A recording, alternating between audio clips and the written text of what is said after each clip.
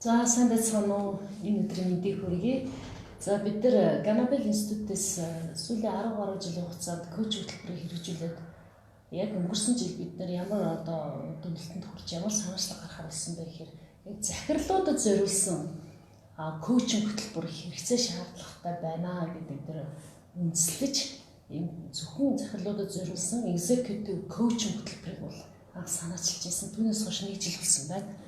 Тэгээ энэ захирлуудын коучинг хөтөлбөрт бид нар бас тухайн салбартаа мэргэжсэн, нийгэмдээ танигдсан, бас бизнесийн арин туршлагатай захирлуудад санал тавиад тэгээд тэд нар маань коучер хамтран ажилласан.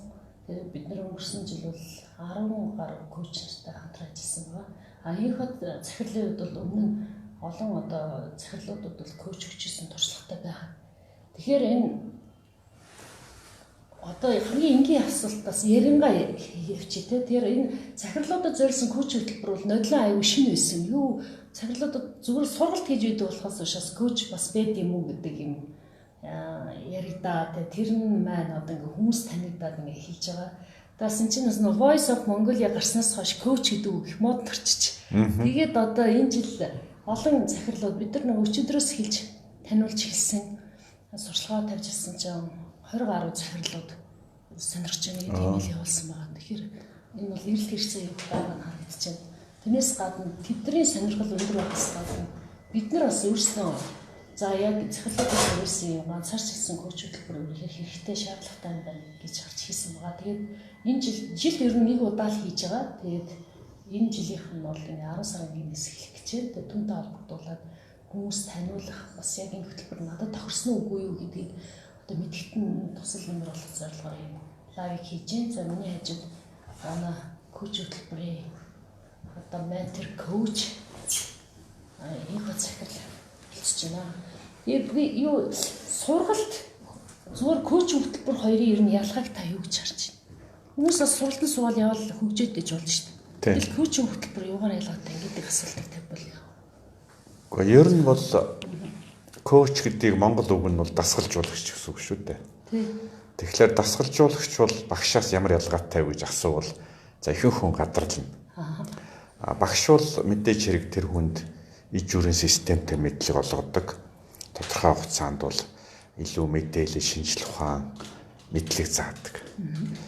Коуч бол нэг талаасаа мэдлэг заалаач гэсэн яг тэр өөртөө байгаа туршлага, өөртөө байгаа мэдлэгийг яг тэр хүний явж байгаа замд нь яг би тамирчин хүнийг бол хараад за яг энэ хөдөлгөөнөө зас энэ үйлдэлээ зас энэ техникээ зас гэж хэлдэг шүү дээ. Яг тийм учраас коуч бол яг тэр хүний өөрийнх нь ажиллаж байгаа арга барил, ажиллаж байгаа системд нь бол тодорхой цэгүүдэд богино хугацаанд үр дүнтэй нэгдүгээр багш шиг зөвлөгөө өгнө. Хоёрдугаар тэрийг дахин хийлгүүлж шалгаж хамтарч ажиллаж тэр хүний дараагийн өсөлтийнх нь арга хэмжээнд бол оролцож байгаа байхгүй.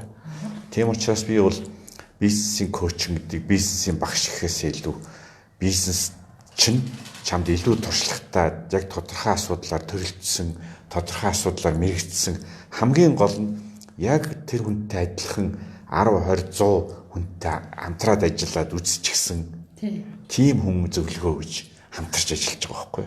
Тэгэхээр зүгээр товчлол хэлэхэд бол бизнесийн хүмүүс бол юу гэдэг өөртөө байгаа асуудлыг бол хэцүү гэж бодоод байдаг. Гэтэл яг адилхан асуудалтай 100 бизнес хүн байгаа шүү дээ. Тэр чинь аль хэдийн бас тэр хүмүүсээс маш олон амжилттай засаад амжилттай янзлаад явчихж байгаа шүү дээ. Тэгэхээр тэр зовлонг өөрөө туулах биш. Тэр зовлонг тулсан хүмүүсээс сурч тэнийг нэгтгэж боловсруулж байгаа тэр коуч багш нартай ажиллаж явбал эцэстээ ганц л зүйл сайжиж байгаа. Тэгвэл өөрөө сурж болно бүх юмыг. Тэгвэл 10 жил сурна. Коучтэй сурвал магадгүй 2 сар сурна шүү дээ. Тийм учраас коуч бол ердөө тэр хүнд цагийг нэмж өгч байгаа байхгүй. Танд тэгээд ер нь олонч байгууллагууд санал тавьдаг байхтай. Тэгээд яг энэ коуч захирлуудад зориулсан коуч хөтөлбөрийг ингээд хийхэд оролцооч ийм санал тавихад та зөвшөөрсөн те. Тэгэхээр захирлуудын коуч хөтөлбөр хэрэгтэй гэдгийг ойлгож зөвшөөрсөн үү бас? Гэхдээ яг ер нь бол одоо бизнест маш олон асуудал тулгарч байгаа. Түүний зарим нь бол би мэднэ, зарим нь бол хүмүүстэй ажиллаж байсан. Тийм учраас одоо зөвлөж хэлбэл одоо нэг талаас тэр хүний асуудал зовлон миний мэддэг зүйл байх хэрэгтэй шүү дээ. Тэгээд одоо жишээл танай Ганабелийн хөтөлбөр танай хийж байгаа зүйлүүдийг харахад бол яг миний нөгөө ажиллаж байгаа, сонирхож байгаа, мэдж байгаа зүйлүүдтэй нэлээд сайн давхцаж байгаа байхгүй. Тийм учраас би зөвшөөрч байгаа. Түүнээс бизнес бол маш олон салбартай. Жишээлбэл санхүүгийн асуудлаар би бол коуч хийж чадахгүй. Тийм өөр чиглэлүүдээр ажиллаж байгаа байхгүй. Одоо ингээд сүүлийн үед та сүүлийн 2 жилийн хугацаанд маш олон захирлуудтай коучингээр ингээд ажиллаж байхад нийтлэг ямар алдаанууд гарч ирж байна? Одоо ингээд эргэллээл те нийтлэг 5 алдаа гэвэл тэр алдаанууд юу вэ? За яг нийтлэг 5 алдааг ярил цаг их орно л доо. За хамгийн гол нэг алдааг хэлье. За. Захирлууд бол за би ч гэсэн өөрөө тийм. Захирлууд сурах ёстой гэдгийг ойлгоогүй байдгийг. Өөрөөр хэлбэл өөртөө коуч хэрэгтэй гэдгийг. Өөрөөр хэлбэл өөрөө үргэлж ингээл 10 жил 20 жил одоо шавар дундуур намаг дундуур явчихсан. Тэрий ч аль хэдийн явцсан, тэрий ч заадаг, тэрий ч сургадаг гэдэг энэ соёл бол Монголд шинээр орж ирж байгаа байхгүй юу. Тэгэхээр миний зүгээр хамгийн гол зүйл бол нэгдүгээр багш бол өөртөө коуч хэрэгтэй гэдгийг ойлгоогүй байдгийг. Хоёрдугаарх нь бол тэгээд тэр коучийг хаанаас олох уу, яах уу гэдгийг мэддэггүй. За гуравдугаарх нь тэр хүн шинэ горимд орно шүү дээ. Юу гэвэл шинэ юм сурахын тулд цаг гаргах хэрэгтэй. Одоо гэрийн даалгавар хийх хэрэгтэй, ажиллах хэрэгтэй. Товчоор хэлбэл сурч сурах хэрэгтэй. Тэгэхээр захирлууд бол сурч сурдаг юм а магадгүй 10 20 жилийн өмнө бизнесийн эхлэж мартцсан байдаг тийм. Яг л дандаа л хүн загнасаар агаад альсвал хүнтэй өөрөө босс байсараа сурцсан тийм. Өөрөө сурагч байхаа мартцсан байдаг байхгүй. Тэгэхээр энэ сэтгэл санааны бэлтгэл өөрөө сурах чадвар, өөрөө буцаж сурах тэр горимд ороход бол бас нэлээд бэлтгэл хэрэгтэй л дээ. Тэгэхгүйгээр шууд одоо за би хүнийг ярих өөрөө ч гэсэн одоо ямар ч одоо хүн бол буцаад оюутан болоод буцаад даалгавар аваад буцаад сурна гэдэг чинь нөгөө боссын чинь ажлын хуваар цаг бүх юм ч өөрчлөгдөн ш. Тэр байтугай сэтгэл санаа нь өөрчлөгдөх хэрэгтэй байна. Тийм юм тий. Бидний бас нөгөө судалгаагаар ажиглагдсан зүйл нь юу гэхээр яг захирлуудын хувьд бол яг бизнесийнхаа системийг тогтоогоогүй байдаг айгүй нийтлэг алдаа харагдчихсан тий. Тэгээ ер нь бол яг хөө энэ бол яг миний танай Ганабел институт хамтарч байгаа гол сэдв шүү дээ.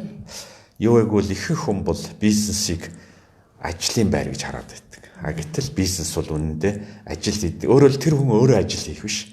Бизнес эрхлэгч хүн нэг зүйлийг ойлгох хэрэгтэй. Өөрөө мундаг ажил хийх биш. Харин мундаг ажил хийдэг машиныг зохион бүтээж байгаа байхгүй. Өөрөөр учиргүй 24 цаг хүрцдэх биш. Экскаватор зохион бүтээх хэрэгтэй. Бульдозер зохион бүтээх хэрэгтэй тийм. Тэгэхээр өнөөдрийн манай захирлууд бол одоо ажил бизнес хоёроо ялгадаггүй. Тэнтэйсээ үндэслээд бизнесийг яаж зохион бүтээдэг, яаж ажилтдаг, өөрөөр хэлбэл тэр системийг яаж байгуулдаг гэдэгт бол суралцах хэрэгтэй байхгүй. Тэгээд таас их гоё коуч үеэр бас юм гоё зөвлөгөө өгдөн шүү дээ. 1-0 байгуулаагүй гэж 2-0 руу орох гэж битгий яраа гэх тийм. Тийм. Яг хөө тэр бол яг хөө мэрэгжлийн нэр томьёо л доо бидний ярилдаг. Жишээлбэл ер нь бол энэ систем болох асуудал бол түүхэн яаж эхэлсэнг бол бид нар байгууллагуудад мэдээллийн технологи, төрөлөрийн орчин үеийн програм хангамж системийг нэвтрүүлэх гэж явсан. Гэтэл өөрөө систем болоогүй юу? Өөрөө одоо технологи нь бүрдээгүй. Одоо байгууллагын бүтэц үйл ажиллагаа процессууд нь орчин үеийн шаардлагад нэгдэг үед орчин үеийн тэр мэдээллийн технологи хэрэглэж болохгүй. Зөвлөж хэлбэл одоо энгийнээр хэлбэл морин тэргийг хичнээн компьютержуулаач тэр хурд явахгүй байхгүй. Зөвхөн морин тэргийг машин болгосон үед л тэрэнд компьютер хэрэгтэй. Тэгэхээр Монголын маш олон компани бол морин тэргийг машин болгох асуудал захирлууд бодохгүй. Зүгээр л илүү хурдан морьтой болохыг бодоод байдаг байхгүй. Тэгэхээр ажлаа илүү сайн хийнэ гэдэг маань илүү сайн морьтой болох тухай яриа биш байхгүй. Морин тэргээ машин болгох хэрэгтэй. Тэрийг коуч, бусад экспертүүдтэй хамтарч хийн. Тэгээд энэ машинд харин яаж орчин үеийн мэдээллийн технологи, дижитал одоо зах зээл энэ бүх юмыг ашиглах уу энэ дараагийн асуудал. Тэгэхээр бизнес 1.0 гэдэг маань морин тэргийг машин болгох тухай яриа, бизнес 2.0 гэдэг маань машинаа яаж орчин үеийн дижитал болгох тухай яриа байхгүй. Тэр коучинг хөтөлбөрийн ер нь бидний зөв хувь хүний лайф коуч гэдэг энэ хөтөлбөрийг ингээ хэрэгжүүлж явахсан байгаа цаг нь болсон хүний авах хэрэгтэй юм байна гэдгийг ойлгоод тэгээд тийм анхны танилцуулга уулзалт хийсний дараагаар хүмүүстээ гэрээлээд ингээ явдیں۔ Гэтэл яг захирлуудад зориулсан коуч хөтөлбөр болоод ирэнгүүт нь шаардлага нь бас өөр болж эхэлдэг юм билээ. Тэгэхээр одоо ингээд манай коуч захирлуудад зориулсан коуч хөтөлбөр сонирхож байгаа. Захирлууд байлаа гэвэл ер нь цаг нь болцсон захирал гэдгийг яаж таниулах вэ? Цаг нь болсон захирлыг би зүгээр шогоор хоёр харгаар хэлье. Нэгдүгээрх нь бол хамгийн энгийнээр бол хуучнаараа явж чадхаа болсон захирлууд байл ихсэн.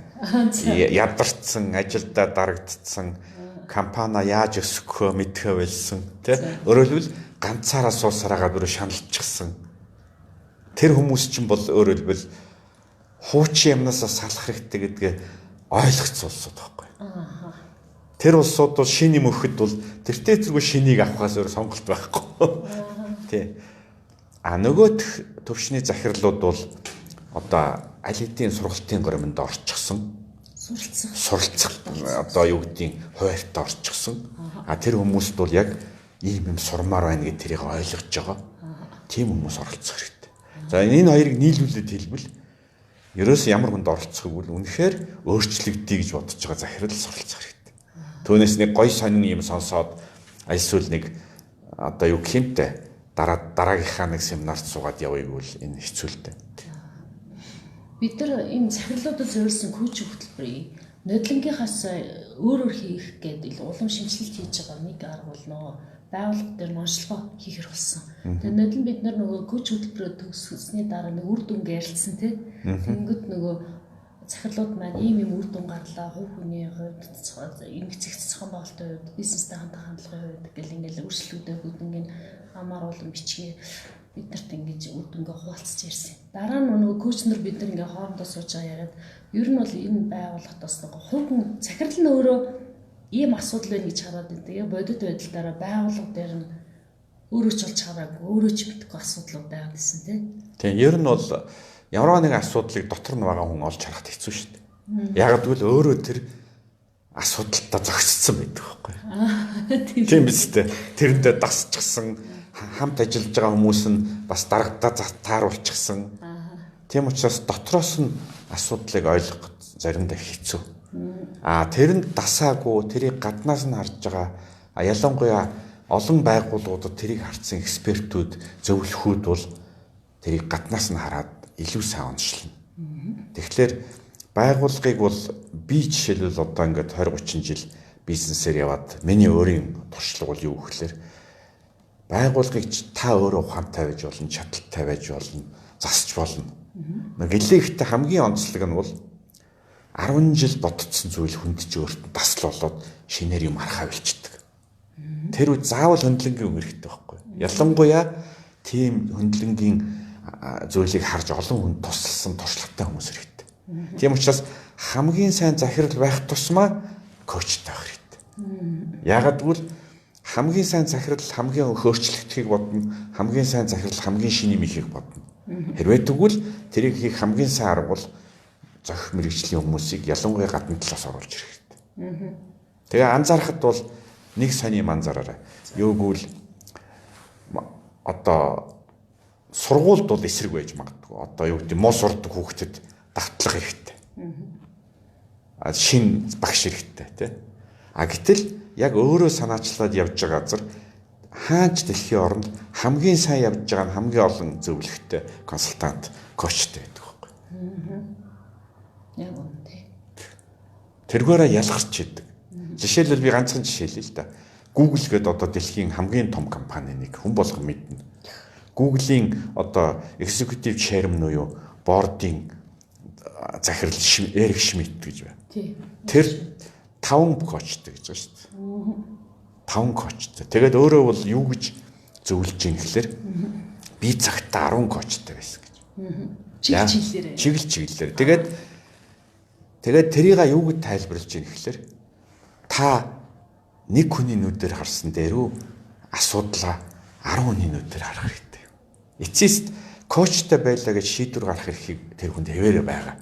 Ганцхан төрөл бүрийн асуудлаар мэрэгдсэн хүмүүстэй өөрийнхөө асуудлыг зөвлөлдөж, өөрийнхөө алдаа дутагдлыг харж 10 нүдээр харна гэдэг бол тэр хүнд өөрөө шогилж хэлж байхгүй. Би дэлхийн хамгийн том компани захирал ийм их одоо зүйрлж хэлвэл боломж мөнгөтэй байж ич. Хамгийн чухал юмдаа 10 нүд харахаас одоо юу гэдэг юм өөрийгөө мөнгө хэмнэ гэдэг юм уу, цагаа найрлна гэдэг бол хамгийн тэнэг зүйл. Би хичнээн л амжилттай байх тусам төчнөө олон мөнгийн нүдийг, мэдлэгийг, чадварыг дайчлах хэрэгтэй. Тэр тусмаа өөрийгөө хөгжүүлэх. Энэ бол миний одоо лидер байгаагийн гол одоо юу гэж хэлэх юм те нууц. Энийг шинэ бизнесмэнүүд, залуучууд их олж харах хэрэгтэй. Тэгвэл Эрик Смит тэр захирлын би аяг сайн санаж байна. Тэр захирал вэ шүү дээ. Тэгвэл өөрт нь эго үзэл байхгүй юм те. Гэхдээ яг ер нь бол сэтгэлээд би одоо энэ мундаг компани захирал гэж юм сураад. Гэхдээ ер нь бол нэг зүйлийг ойлголт. Хэрвээ эцэст хүн өөрийгөө бурхан гэж бодож ивэл багш хэрэггүй гэж магадгүй. Харин бурханаас арай доогуур тушаалтай бол дээр нь багш хэрэгтэй шүү дээ. Эсвэл гоё жишээ. Тэгэхээр одоо манай захирлуудын коучинг хөтөлбөрт бол та 5 коуч биш бүр 6 коучтай болох боломж гарч ирэх нь байна. Тэгээд одоо энэхүү захирлын хувьд бол 3 чиглэлээр одоо зөвлөгөөгөө өгнө гэсэн коучлах гэсэн. Яг бид нар яг өөр өөрснийхээ чиглэлээр эксперт буюу одоо мэрэгсэн чиглэлээрээ ингээ коучлаа явна гэсэн. Тэгээ бид нар бас коучнууд бид нар юу тохирсон байх хэрэг жишээлбэл манлайлалын тухай ч юм уу те компани захирлын талаар эко захирал мэддэг ч гэсэн ярихгүй яг л өөрийнхөө сэдвийн хүрээнд коучлах бид нар тохирсон байгаа те. Тэгэхээр манай эко захирлын хувьд бол ийм 3 чиглэл байгаа байхгүй. Компани одоо нөгөө системийг яаж бий болгох вэ тийм ээ. Хоёрдугаарт нь системийг бий болгочоод дараа дижитал одоо бизнес болгож яаж хөгжүүлэх вэ? Тэгэд бас нөгөө тийм smart living буюу одоо ухаалаг бас нөгөө суралцах тэр талын энэ 3 юм дээр одоо коучинг чиглэлээр барьж коучлсан. Тэгээ энэ жилийнх дээр ч гэсэн бас энэ 3 чиглэлээр коучлана. Та яг коучлах чиглэлээр бас илүү тодруулж ирвэл. Гэхдээ яг чиний хэлсэл мөн л дөө. Тэгээд ер нь нэг зүйлийг зураа нэмээд хэлэхэд монголчууд бид бол одоо 20 жилийн өмнө аудит гэж мэддэггүй байсан. Тий. Одоо санхүү дээр аудит орж ирж байна. Төрөл бүрийн мэргэжлийн зөвлөгөө орж ирж байна. Коуч бол зөвхөн нэг удаагийн ажил биш. Энэ бол ерөөсөө бизнес коучтай байх соёл. Тэгэхээр энэ сургалтаар бол яг энэ соёлыг танилцуулж байгаа юм. Тэгээ энэ хүмүүс бол яваанда жил болгон коуч авдаг болно, улирал тутам. Тэгээ ер нь компани бол ямар хүнтэй коуч гэрээтэй ажиллах уу, коучийг ямар үед ашиглах уу. Энэ бол товчоор хэлбэл Монголын бизнес бол зөвхөн одоо нэг хүний одоо зүтгэл биш, ингээ илүү төрөлжөөд, илүү олон талын хамтын ажиллагаа, илүү дараагийн түвшинд гарч байгаа байхгүй. Тийм учраас Монголын компаниуд бол зөвхөн ганц хүний толгоогоор санхүүгээ, маркетингээ, одоо бус юмнуудаа бодох биш. Зөвхөн дотоод нэг зөрөө биш. Бас гадна талаас одоо юу гэдэг энэгээр сургадаг мэрэгжсэн хүмүүсийг, ялангуяа туршлагатай багш нарыг, өмнө нь бизнесмен байсан хүмүүсийг оролцуулж компани улам сайн зохион байгуулж байгаа байхгүй. Тийм учраас миний ойлгож байгаагаар бол хэрвээ сайн бизнесмен байгвал хэзээч коучтай байсаар агаал дуусна. Товчоор хэлбэл хамгийн сүүлд тэр байтугай хамгийн сонирхолтой юм нь маш олон компани одоо зөвхөн компани ш том лидерүүд, улс төрчид бол албан тушаал компани орхихтой хүртэл яаж орхих уу, яаж одоо бүх ажлаа хүлээлгэж өгөх үү, яаж дараагийн одоо амралтандаа гэнэ, тэтгэвртэй гэнэ, шилжилт хийх үү, бас дахиад коуч авч байгаа. Яагаад гэвэл эцэстээ бол хүн яах гэж энэ одоо мөнгөтэй компанитай бизнестэй болж байгаа. Өөрийнхөө цагийг хэмнэх гэж хэрэгтэй шүү дээ. Мэдээж өөрөө 10 жил оролдож болно, өөрөө 5 удаа алдаагаар сурч болно.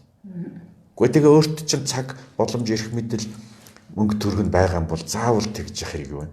Тэр чинь нэг жилийг бол нэг сар болгоод хэмнэж болно шүү дээ. Тэгэхээр эцэстээ бол бизнест бол мөнгнөөс гадна цаг хугацаа мөнгнөөс үнэтэй байдаг. Тэрийг л хийж байгаа байхгүй. Тэгээд коучинг хөтөлбөрт хамрагдаж байгаа хүмүүс тэгдэг байхгүй юу? Манай захирлаа та коучтэй юу? Миний коуч миний дээрээ сууж байна. Тэгээ энэ ха захирал бас коучтэй тий? Бас мэрэгсэн коучтэй. Тэгж байна тий. Би бол ер нь Skype-аар ажилладаг. Америкас коучтай. За одоо байнга ажилтгийг хэлье л да. Тэгээд тэр хүн бол бас яг одоо юу гэж хэлэх юм те цахаан үедээ бол би өөр коуч байсан. Одоо бол ер нь сургалтын бизнес энэ бизнесийн зөвлөгөөх энэ ажлууд дээр яаж ажиллах уу яадаг гэдэг. Өөрөөр хэлбэл би нэгэнт шинэ бизнес шинэ чиглэл рүү бас 2-3 жилийн өмнө орсон. Тэгээд энэ дээр дахиад коучтай болсон байхгүй юу? Тэгээд ийм мундаг хүн хүртэл коучтэй байд юм байна. Гэхдээ Эрик Шмидт ер нь бүх дэлхийн одоо юу гэдгийг хариуцлага ойлгосон гэх юм уу? Тийм. Зорилгоо олж харсан бүх бизнесмен коучтай байгаа. Зүгээр энэ соёлд сурах процесс бол дэлхийд даяар явж байна. Монгол бол жоо хоцорж байгаа. Нэг гэлээхтэй бид нар бас хийж эхэлж байгаа нь бол маш том сайн зүйл л дээ. Коучийн ач холбогдлыг үн цэнийг ойлгоод үр шимийг хүртсэн учраас тэд нар коуч бүр ингэдэг тий. Дагнаа, нарийсгаад олон коучд болоод байна тий. Тийм. Би жишээл өмнөх хөтөлбөрөөс нэг манай компани захирал бол яг үнэ хэлсэн байхгүй. Би тантай ингээд 45 хоног ажиллаад 1 сар хийх юм ойлгочлоо шүү дээ. 1 жил хийх юм аа гэж. Би 1 жил бол ингээл хэрэгтэй хэрэггүй бүх ном уншаал яриад явах байсан. Магадгүй 1 жилээс хамаагүй илүү явах байсан. Гэтэл би энэ 45 хоног явах хоорондоо бол энэ бүх юмнуудаа газрын зургийг харчлаа гэж байгаа. Мэдээж өөрөө явна. Гэхдээ нөгөө урд нь яваад ирсэн хүнээр газрын зургийг харчиж байгаа байхгүй юу?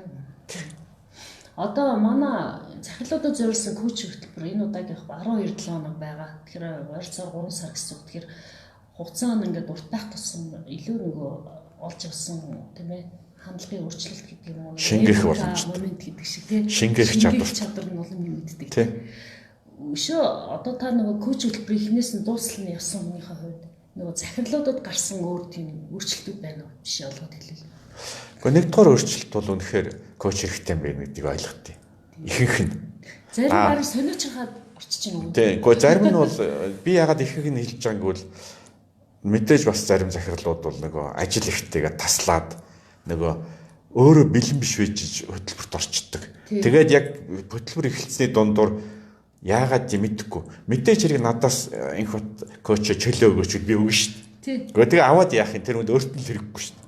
Тэгээ тэр хүн чинь тэгж өөрийгөө уурсаар агаад хоцорчдөг байхгүй. Нэгдүгээрх нь тэр юм байдаг. Хоёрдугаарх нь бол үнэхээр суралцах хэрэгтэй байна. Тэрийг яаж одоо сурах хэрэгтэй, яаж өөртөө цаг гаргаж авах юм, яаж ажиллах юм. За гуравдугаарх нь хамгийн чухал зүйл бол өөрийнхөө асуудлыг аль өнцгөөс харах хэрэгтэй. Өөрөөр хэлбэл хүн бол асуудлаа барьж авч чаддаггүй ингээд ойлгоогүй хүн бол. Тэр хүн өөрөө асуудлаа зөв олж харна, ойлгоно гэдэг бол амжилтынх нь бараг 50% байхгүй. Тэгэхээр хүн бол яаж хийхээ сурах нь бол магадгүй насан туршдаа сурна. Гэхдээ юу сурах ёстойгоо ойлгоно гэдэг бол маш том амжилт байхгүй. Тэрийг олоод харна гэдэг чинь коуч хөтөлбөрийн нэг том үр дүн ач холбогдол байна. Тийм, ерөөсөө коучинг хөтөлбөр яагаад хүний цагийг хэмнэж яах гэвэл маш олон хүн өөрийнхөө асуудлыг зөв олж хараад тэрийг хийх ажлаа зөв томьёолж чадж байгаа. Зорилгоо харж байгаа байхгүй. Тэгээ зорилгоо тод харсан хүнд бол дараагийнх нь алхмууд бол ойлгомжтой болоод эхэлнэ шүү дээ. Маш олон хүн бол зорилгоо олж харахгүй учраас маш их ядардаг. Юм нь болохгүй л яваад байдаг. Товчоор хэлбэл өвчнийхөө он шиг явах мэдэхгүй байгаа өвчтөнтэй адилхан байхгүй. Харин оншоо олчвол магадгүй маш олон зүйл маш амархан. Альсвал хичнээн хэцүү өвчин байлаа ч гэсэн ингээд тэр өвчнөйтэйгээ ажилд сурдаг, тэрийг арчилж чаддаг, яваанда олон жил амьдардаг тийм.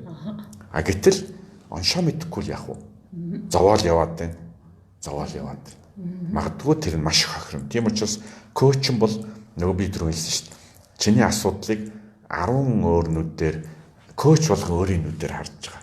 Тэр бүгдийг ойлгоод явхад бол тэр хүн бол одоо миний ойлгож байгаагаар бол нөгөө тамирч нар бол 2 дахь амьсгалаа авч байгаа байхгүй.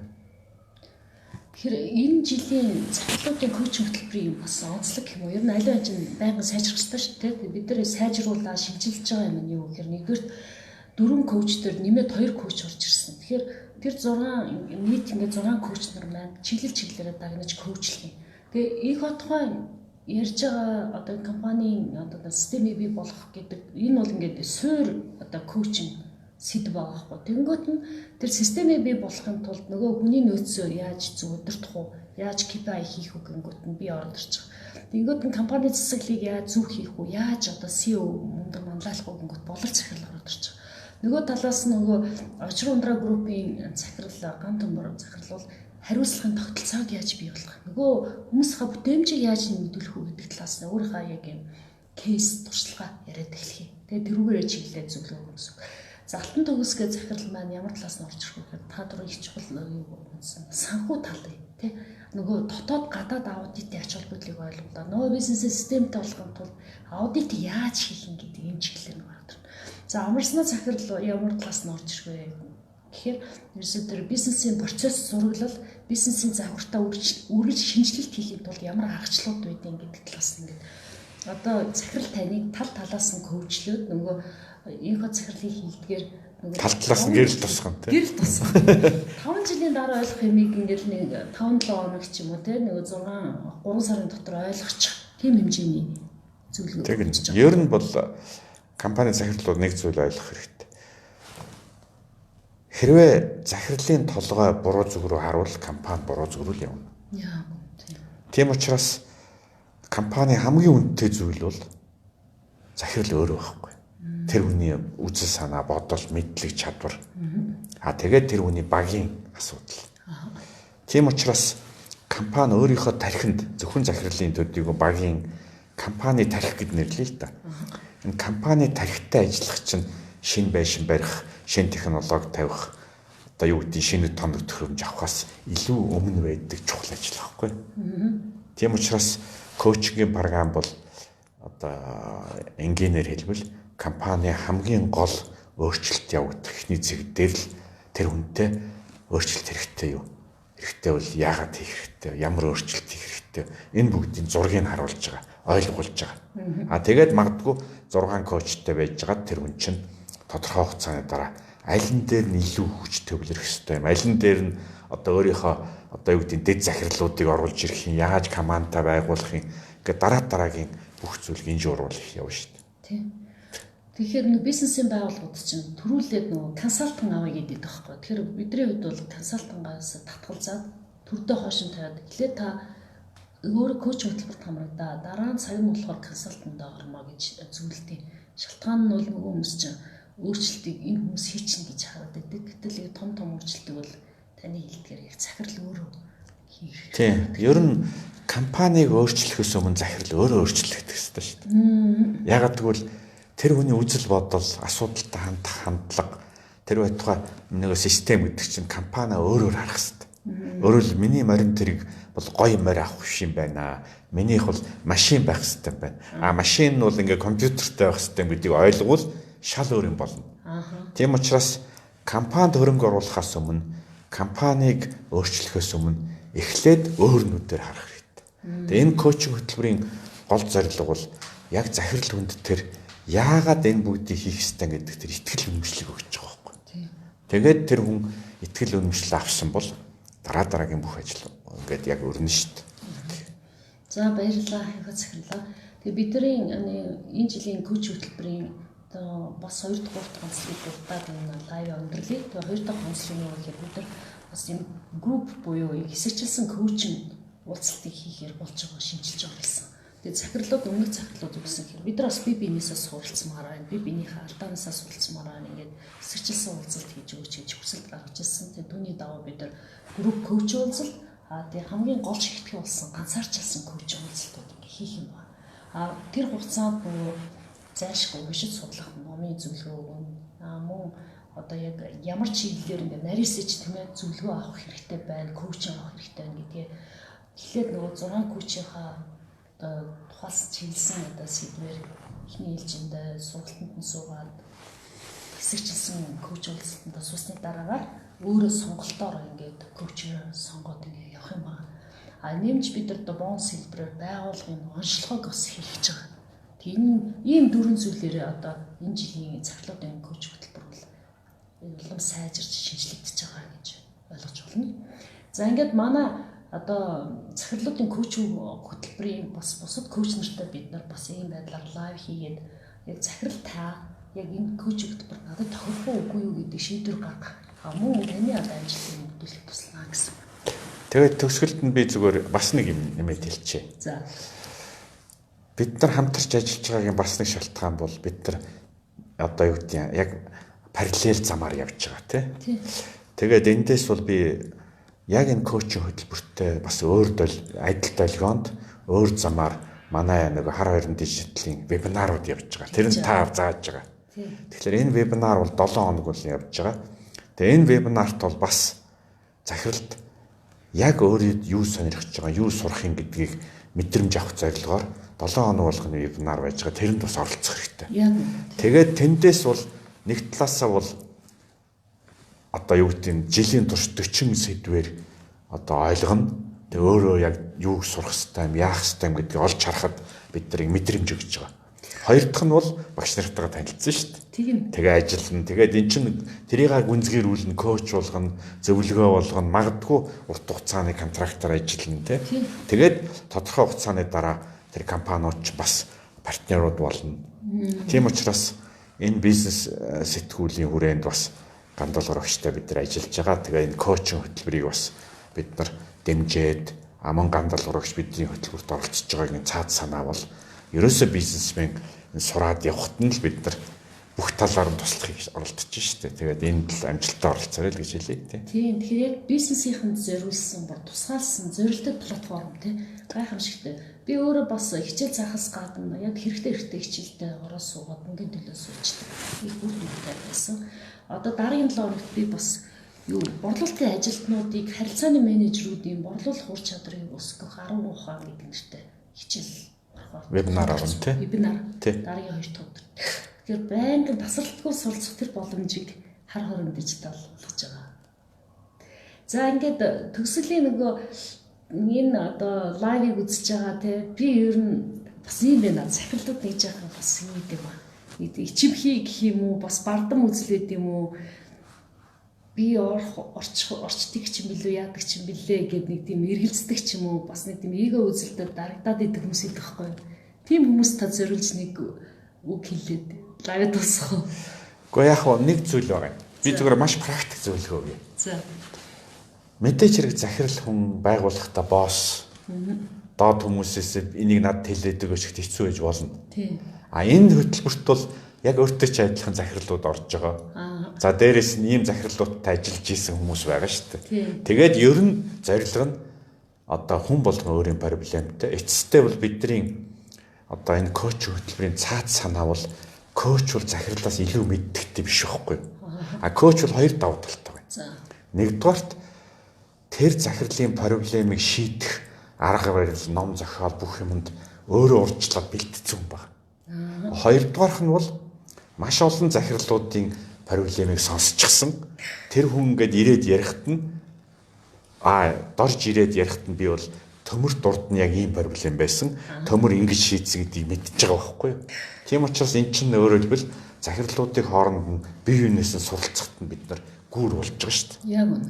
Тэгэхээр энэ эцсийн коуч хөтөлбөрийн цаад санаа бол энх бат ганд долгоор тэр төмөр сайн муу мэддэг биш. Бидний дунд нэг тийм хамтын мэдлэг үүсэж байгаа байхгүй юу? Өөрөөр хэлбэл олон захирлаас би сонсон юм а мэднэ. Тэр хүн ярилцсан. Тэр хамтын мэдлэгийг би тэр хүнд өгч байгаа шүү дээ. Түүнээс зөвхөн би өөрөө сурсан юм биш байхгүй. Тэр хүмүүсийн сурсан юм би сонсоод бас ярьж байгаа. Тэгэхээр энэ бол захирлууд харин бүр яг тэдний орчин байхгүй. Тийм. Гайхамшигтай томьёоллоо. Яг энэ талаас нь би бодож үзээгүй юм биш үү? За ингээд манай захирлуудад зориулсан коучинг хөтөлбөрийн нэг коуч, нэг хот захирал маань оролцлоо. Тэгээд тань сайхныг хүсье. 10 сарын 1-нд уулзцаая. За, баярлалаа.